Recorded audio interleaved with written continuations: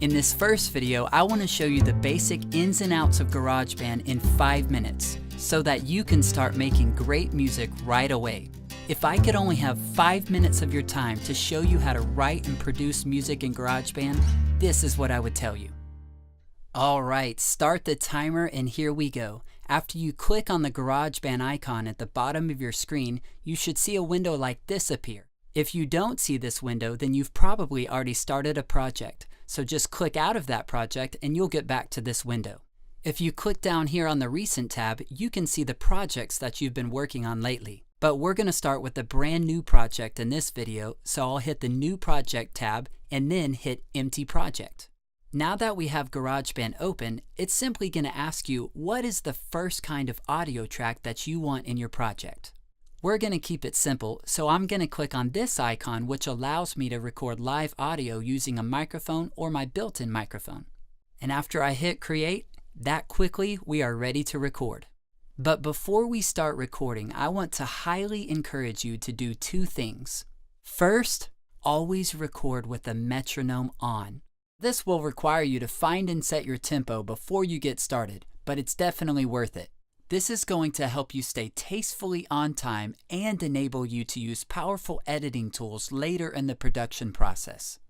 Second, make sure you always wear a pair of earbuds or headphones when recording live audio. This will help keep extra noise like the sound of your metronome from bleeding into your recordings. So now that I'm ready to record, it is as easy as hitting the red button. I'll come up top, hit the red record button, and you can see it start to record. Now I'm going to go off screen, record a guitar part, and then come back and let you take a listen. So I've recorded my initial idea, and now let's take a listen.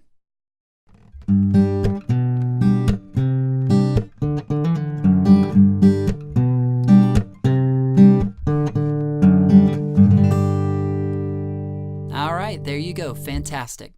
Now that I have my initial idea, I'm ready to start building out my song. So I'll start by going up and hitting the Add Track button, where GarageBand will ask me again what kind of audio track I want to insert into my project next.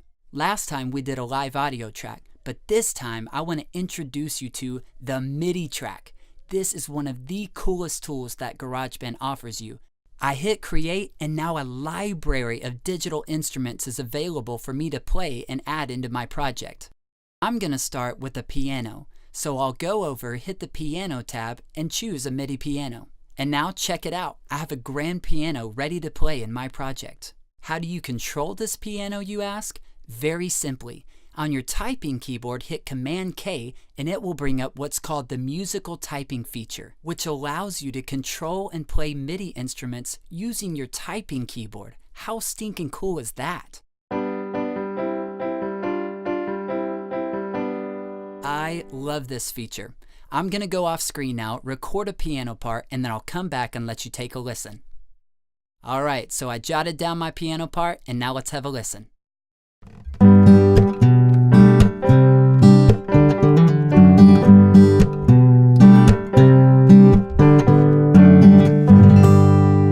Alright.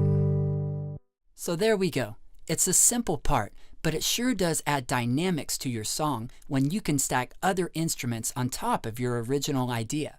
And now you see that the possibilities are endless.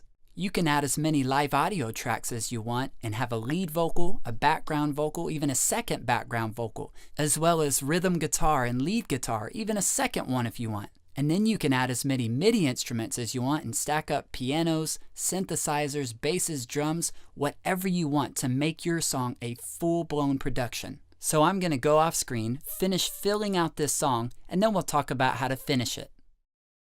So I finished filling out this song, and I have my original guitar part, a lead vocal, a background vocal, a tambourine, my original piano line, a bass line, and a drum section. So let's take a listen. This is my first song in GarageBand, and I'm excited now. So how cool is that? You can record your initial idea and then fill out all kinds of instrumentation around it. So let's talk about how to edit this song.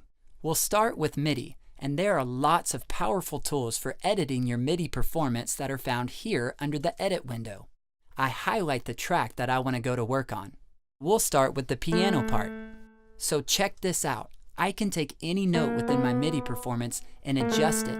I can make it earlier or later if it was out of time, or even adjust its pitch if it was the wrong pitch. How crazy cool is that? Now let's take a few extra seconds and talk about how to export and share your songs. All you do is go up top, click on the Share menu, hit Export to Disk, name your song, make sure it's set to MP3, and hit Export, and you're ready to share your songs with the world, or maybe just your grandma.